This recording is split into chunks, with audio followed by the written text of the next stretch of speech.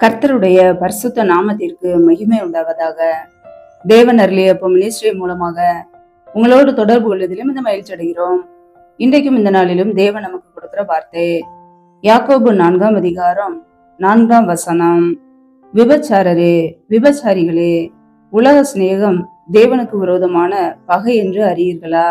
ஆகையால் உலகத்துக்கு சிநேகிதனா இருக்க விரும்புகிறவன் தேவனுக்கு பகைஞனா இருக்கிறான். ஹல்லேலூயா.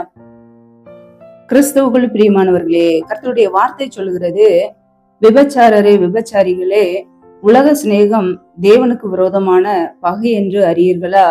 ஆகையால் உலகத்துக்கு சிநேகிதனா இருக்க விரும்புகிறவன் தேவனுக்கு பகைஞனா இருக்கிறான் என்று.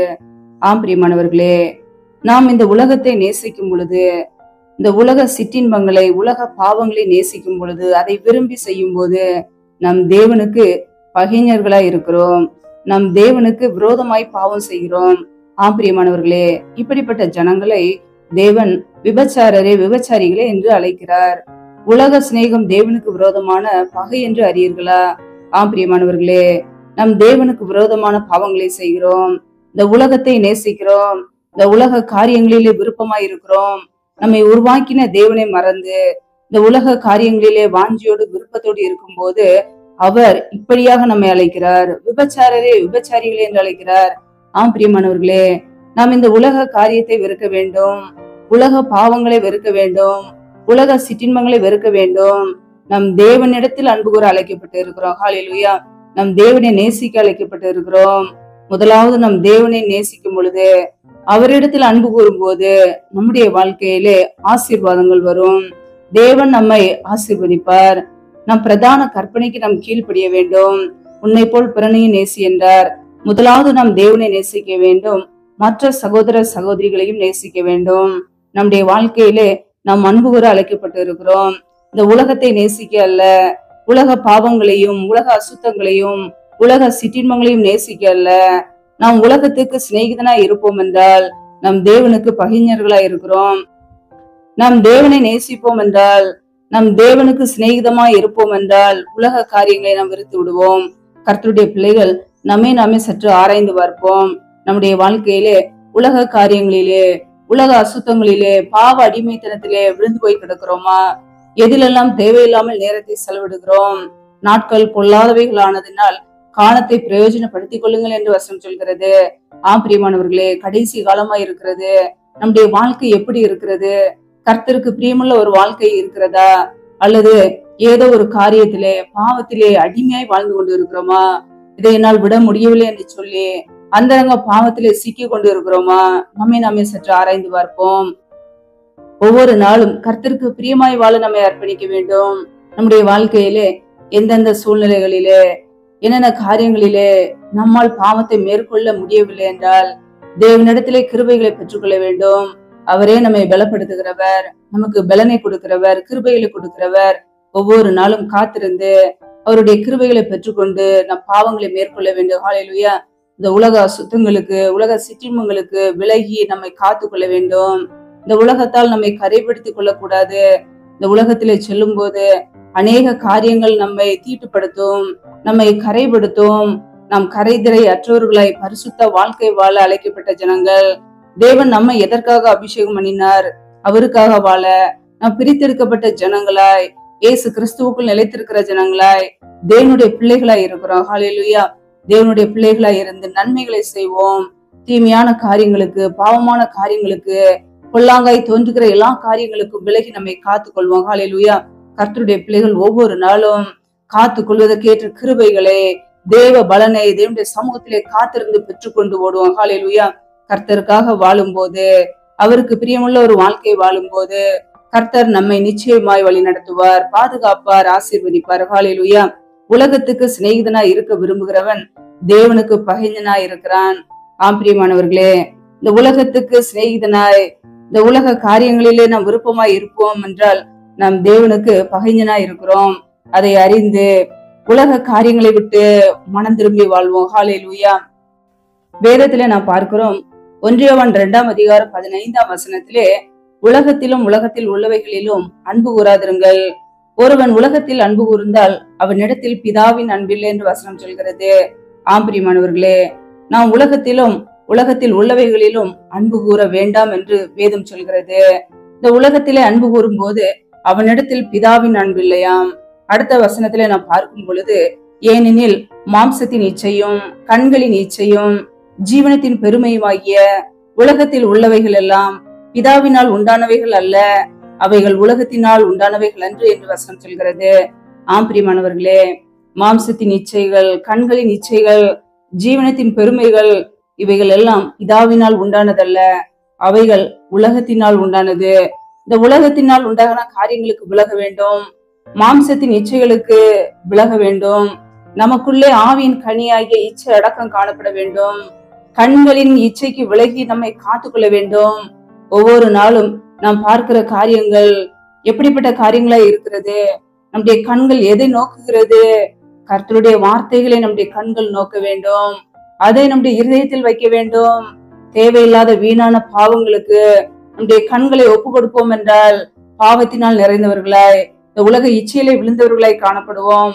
கர்த்தருடைய பிள்ளைகள் மாம்சத்தின் இச்சைகளுக்கு, கண்களின் இச்சைகளுக்கு விலகி நம்மை காத்துக் கொள்வோம். ஹல்லேலூயா. தேவனால் பிறந்தவன் தன்னை காக்கிறான் என்று வசனம் சொல்கிறது. ஒவ்வொரு நாளும் தேவனுடைய வசனத்தினாலே நம்மை காத்துக் கொள்கிற ஒரு அனுபவத்திற்குள்ளே இருக்க வேண்டும். ஹல்லேலூயா. ஜீவனத்தின் பெருமையுமாகிய உலகத்தில் உள்ளவைகள் எல்லாம் பிதாவினால் உண்டானவைகள் அல்ல, அவைகள் உலகத்தினால் உண்டானவைகள். ஆம்பிரியமானவர்களே, நம்முடைய வாழ்க்கையிலே இந்த உலக காரியங்களை குறித்த பெருமை, வீணான பெருமை, வீண் புகழ்ச்சி நமக்கு தேவையில்லை. தேவனுக்கு முன்பாக நம்மை தாழ்த்தும் போது அவர் நமக்கு கிருபைகளை கொடுக்கிறார். பெருமை உள்ளவர்களுக்கு தேவன் எதிர்த்து நிற்கிறார். ஆம்பிரியமானவர்களே, தேவனுக்கு விரோதமான பாவங்களை செய்யாதபடிக்கு ஒவ்வொரு நாளும் மனம் திரும்ப அர்ப்பணிப்போம். நம்முடைய வாழ்க்கையில் உள்ள காரியங்களை ஆராய்ந்து பார்ப்போம். அவருக்கு பிரியமுள்ள ஒரு வாழ்க்கை வாழ்கிறோமா? ஒவ்வொரு நாளும் நம்மை நாமே ஆராய்ந்து பார்த்து வசனத்தின்படி வாழ்கிறோமா என்று ஆராய்ந்து பார்த்து நம்முடைய வழிகளை சீர்திருத்திக் கொள்வோம். ஹல்லேலூயா. வேதம் சொல்கிறது, 1 யோவான் 2 அதிகாரம் 17 வசனத்திலே, உலகமும் அது நிச்சயம் ஒளிந்து போகும், தேவனுடைய சித்தத்தின்படி செய்கிறவனோ என்றென்னைக்கும் நிலைத்திருப்பான் என்று. ஆம்பிரியமானவர்களே, இந்த உலகமும் இந்த உலகத்தில் உள்ள பாவங்களும் இச்சைகளும் ஒரு நாள் அழிந்து போகும், ஒளிந்து போகும். ஆனால் தேவனுடைய சித்தத்தின்படி செய்கிறவர்களோ என்றென்றைக்கும் நிலைத்திருப்பார்கள். ஹல்லேலூயா. ஏனென்றால் தேவனுடைய சித்தம் பரிசுத்தமாய் வாழ வேண்டும் என்பது, நாம் பரிசுத்தம் உள்ளவர்களாய் வாழ வேண்டும் என்பதே பிதாவின் சித்தம். அந்த சித்தத்தை நாம் செய்யும் போது நம்மை என்றென்றைக்கும் யாரும் அசைக்க முடியாது. நம் நிலைத்திருக்கும்படியான ஒரு வாழ்க்கையை கர்த்தர் நமக்கு கட்டளையிடுவார். தேவனுடைய சித்தத்தின்படி யாரெல்லாம் வாழ்கிறார்களோ அவர்கள் என்றென்றைக்கும் நித்திய ஜீவனை சுதந்திரித்துக் கொள்வார்கள். என்னென்னைக்கும் நிலைத்திருக்கும்படியான ஒரு வாழ்வை பெற்றுக் கொள்வார்கள். கர்த்தருடைய பிள்ளைகள் இன்றைக்கு எப்படி வாழ்கிறோம்? உலக காரியங்களை நேசிக்கிறோமா? இந்த உலக அன்பு ஒரு நாள் அழிந்து போகும். இந்த உலகத்தில் உள்ள காரியங்கள் ஒரு நாள் அழிந்து போகும். தேவனை நேசிப்பதற்கு பதிலாக வேறு யாரையாவது நேசிக்கிறோமா?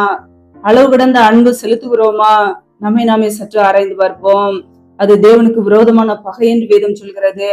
ஆம்பிரியமானவர்களே, நம்முடைய வாழ்க்கையிலே தேவனுடைய வார்த்தைக்கு கீழ்ப்படிய அர்ப்பணிப்போம். எப்பொழுதெல்லாம் தேவனுடைய வார்த்தைக்கு கீழ்ப்படியாமல் இருக்கிறோமோ நாமே சத்ருவுக்கு இடம் கொடுக்கிறோம்.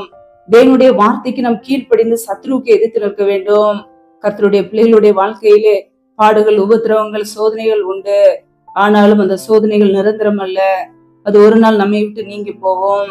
தேவன் நம்மோடு கூட இருந்து, உலகத்தை ஜெயித்த இயேசு கிறிஸ்து நம்மோடு கூட இருந்து இந்த உலக பாவங்களை மேற்கொள்ள கிருபை தருவார். ஹல்லேலூயா. அவருடைய சமூகத்திலே காத்திருப்போம்.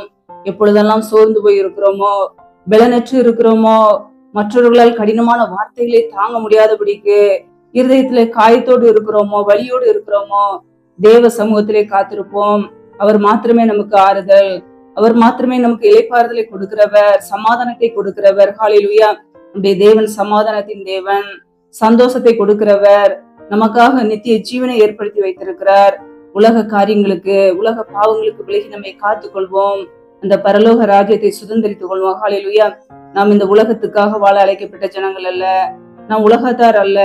நம்முடைய வாழ்க்கையிலே பரலோக ராஜ்யத்தை சுதந்திரித்துக் கொள்ள அழைக்கப்பட்ட பிள்ளைகள். அதை அறிந்து வசனத்தின்படி ஒவ்வொரு நாளும் கர்த்தருக்கு பிரியமுள்ள ஒரு வாழ்க்கை வாழ்வோம். கர்த்தர் நம்மோடு கூட இருந்து நம்மை உயர்த்துவார், என்னென்னைக்கும் நிலைத்திருக்கும்படியாக செய்வார். ஹல்லேலூயா. கர்த்தர் தாமே இந்த வார்த்தையின்படி உங்களை ஆசீர்வதிப்பாராக. ஆமேன். நம்மை நாமே அவருடைய சமூகத்திலே தாழ்த்தியை அர்ப்பணித்து ஜெபிப்போம். ஜெபம். எங்களை அதிகமாய் நேசிக்கிற எங்கள் அன்பின் பரலோக பிதாவே, மெய் துதிக்கிறோம், ஸ்தோத்திரிக்கிறோம் அப்பா. இந்த நாளிலும் கூட உடைய வார்த்தைகளோடு எங்களோடு பேசினீரே, அதற்காக உமக்கு ஸ்தோத்திரம் ஸ்தோத்திரம் ஸ்தோத்திரம். நல்லவரே மை துதிக்கிறோம் அப்பா, வல்லவரே மை துதிக்கிறோம், மகிமை உள்ளவரே மை துதிக்கிறோம். நேற்றும் இன்றும் என்றும் மாறாத எங்கள் அன்பு நேசரே மை துதிக்கிறோம். எங்களுக்காக ஜீவனை கொடுத்தவரே மை துதிக்கிறோம். ஜீவாதிபதி ஆனவரே மை துதிக்கிறோம். நல்லவரே மை துதிக்கிறோம். மகிமை ஆவியானவரே மை துதிக்கிறோம். ஒவ்வொரு நாளும் எங்களை பாதுகாத்து வருகிறீரே, உமக்கு நன்றி நன்றி நன்றி. எங்களை ஆசீர்வதிங்கப்பா. இந்த இரவு நேரத்துல உடைய சமூகத்திலே வருகிறோம். எங்களுக்கு இன்பமான நித்திரையை கொடுங்க. யாரெல்லாம் இணைந்து ஜெபிக்கிறார்களோ ஒவ்வொரு குடும்பங்களையும் உடைய கரங்களிலே அர்ப்பணிக்கிறோம். பிள்ளைகள் செய்கிற எல்லா காரியங்களும் வாய்க்க பண்ணுங்கப்பா. பிள்ளைகள் செய்கின்ற வேலைகள், தொழில்கள், வியாபாரங்கள் எல்லாவற்றையும் ஆசீர்வதிங்கப்பா. கையின் கிரிகளை பெருக பண்ணுங்க. ஒருவேளை நமக்கு பிரியமில்லாத காரியங்களை பிள்ளைகள் செய்திருப்பார்கள் என்றால் என் தேவன் எல்லா தவறுகளையும் மன்னிங்க, பாவங்களையும் மன்னிங்க. பரிசுத்த ரத்தத்தினால் கழுவி ஒவ்வொரு குடும்பங்களையும் சுத்திகரிப்பீராக. இந்த வல்லமையினால் நிரப்பி பிள்ளைகளை ஆசீர்வதிப்பீராக. ஏசு கிறிஸ்துவின் வல்லமையுள்ள நாமத்தினாலே ஒவ்வொரு குடும்பங்களும் ஆசீர்வதிக்கப்படட்டும். ஜீவனுள்ள நாட்கள் எல்லாம் நன்மையும் கிருபையும் பிள்ளைகளை தொடரட்டும். என் தேவன் ஆசீர்வதித்து உயர்த்துங்கப்பா. எந்தெந்த குடும்பங்களில் எல்லாம் திக்கற்ற பிள்ளைகளாய் தனிமையோடு வாழ்கிறார்களோ, கணவரால் கைவிடப்பட்ட ஒரு நிலைமையிலே யாருமே இல்லாமல் வாழ்கிறார்களோ, என் தேவன் உதவி செய்யுங்கப்பா. திக்கற்ற பிள்ளைகளுக்கு நீரே சகாயர். என் தேவன் மாத்திரமே உதவி செய்ய முடியும். திக்கற்ற பிள்ளைகளுக்கு உதவி செய்யுங்க. பொருளாதார தேவைகளை சந்திங்க, பண தேவைகளை சந்திங்க, சூழ்நிலைகளை சாதமா மாற்றி விடுங்கப்பா. நம்முடைய கரங்களிலே அர்ப்பணிக்கிறோம். ஒவ்வொரு குடும்பங்களையும் நம்முடைய சமூகத்திலே தாழ்த்துக்கிறோம். யாரெல்லாம் வேலைக்காக ஜெபிக்கிறார்களோ, பிள்ளைகள் படிப்புக்கு ஏற்ற நல்ல வேலைகளை பிள்ளைகளுக்கு ஏற்படுத்தி கொடுங்கப்பா. வேலை செய்வதற்கு ஏற்ற நல்ல பலனை, சத்துவத்தை கொடுங்க, ஆசீர்வதிங்க. எந்தெந்த குடும்பங்களில் எல்லாம் கர்ப்பத்தின் கனிக்காக பல மாதங்களாக தொடர்ந்து ஜெபிக்கிறார்களோ, என் தேவன் ஆசீர்வதிங்க. மற்றவர்களுக்கு முன்பாக நிந்தையோடு அவமானத்தோடு கண்ணீரோடு வாழாதபடிக்கு பிள்ளைகளை தலை நிமிர செய்வீராக. ஆசீர்வதிங்க. நம்முடைய கரங்களிலே தாழ்த்துக்கிறோம். கர்ப்பத்தின் கனியில் உள்ள தடைகள் எல்லாம் இயேசு கிறிஸ்துவின் நாமத்தினால விலகி போகட்டும். ரிபா கபரா ஷகரதர கரதரபலா ரபா கபரா ஷகரக துரி கரதரபலா. என் தேவன் தடைகளை நீக்குகிறவர். பிள்ளைகள் வாழ்க்கையில் உள்ள எல்லா கர்ப்பத்தின் கனி தடைகளை நீக்கி ஆசீர்வதிங்க. அன்னாலை ஆசீர்வதித்தது போல பிள்ளைகளையும் ஆசீர்வதித்து என் தேவன் ஏற்ற நேரத்துல உயர்த்துவீராக. நம்முடைய கரங்களிலே அர்ப்பணிக்கிறோம். ஒவ்வொரு நாளும் உண்ணவும் உடுக்கவும் தங்குவதற்கு இடமும் கொடுத்து எங்களை பாதுகாக்கிறீரே, அதற்காக நன்றியப்பா. சமூகத்திலே அர்ப்பணிக்கிறோம். எந்தெந்த குடும்பத்திலெல்லாம் கணவன் மனைவிக்கிடையே பிரிவினையோடு பிரச்சனையோடு சமாதானம் இல்லாமல் வாழ்கிறார்களோ, என் தேவன் அந்த குடும்பத்தை தொழுவீராக. குடும்பத்திலே குழப்பங்களையும் பிரிவினைகளையும் கொண்டு வருகிற பொல்லாத சத்துவின் கிரிகள் எல்லாம் இயேசு கிறிஸ்துவின் நாமத்தினால வெளியேறட்டும். ரீபா ரபா ரகாதர ஷரதர கரதரபலா. என் தேவன் ஆசீர்வதிங்கப்பா. என் தேவன் ஆசீர்வதிங்க. என் தேவன் குடும்பங்களை கட்டுகிறவர், குடும்பங்களை இணைக்கிறவர். சமாதானத்தினால் நிரப்புங்க, நம்முடைய சந்தோஷத்தினால் நிரப்புங்க. ஆசீர்வதிங்க. நம்முடைய கரங்களிலே அர்ப்பணிக்கிறோம். இந்த இரவு நேரத்துல முற்றிலுமாக உடைய சமூகத்திலே தாழ்த்துகிறோம். சத்ரு கொண்டு வருகிற போராட்டங்கள், பிரச்சனைகள், தீமைகள், மரண பயங்கள், எதிரின் அதிகாரங்கள், ஆபத்துகள், நாசமோசங்கள், தீமைகள், விக்னங்கள் எல்லாவற்றிற்கும் விலைக்கு எங்களை பாதுகாத்து ஆசீர்வதிப்பீராக. உடைய சமூகத்திலே அர்ப்பணிக்கிறோம். அதிகாலையில எழுந்து உடைய சமூகத்திலே காத்திருக்க புது கிருபையில பெற்றுள்ள அர்ப்பணிக்கிறோம். எங்களை ஆசீர்வதிங்க, பயன்படுத்துங்க, மக்கள் எடுத்து பயன்படுத்துங்க. முற்றிலுமாக தாழ்த்தி ஜெபிக்கிறோம். எல்லா துதி கன மகிமை எல்லாம் ஒருவருக்கே செலுத்துகிறோம். ஏசு கிறிஸ்துவின் மூலம் ஜெபிக்கிறோம் எங்கள் ஜீவனுள்ள நல்ல பிதாவே, ஆமேன். கர்த்தர் தாமே உங்களையும் உங்கள் குடும்பங்களையும் ஆசீர்வதிப்பாராக. ஆமேன். Thanks for watching. Please subscribe our channel. Click the like and share. Click the bell. God bless you.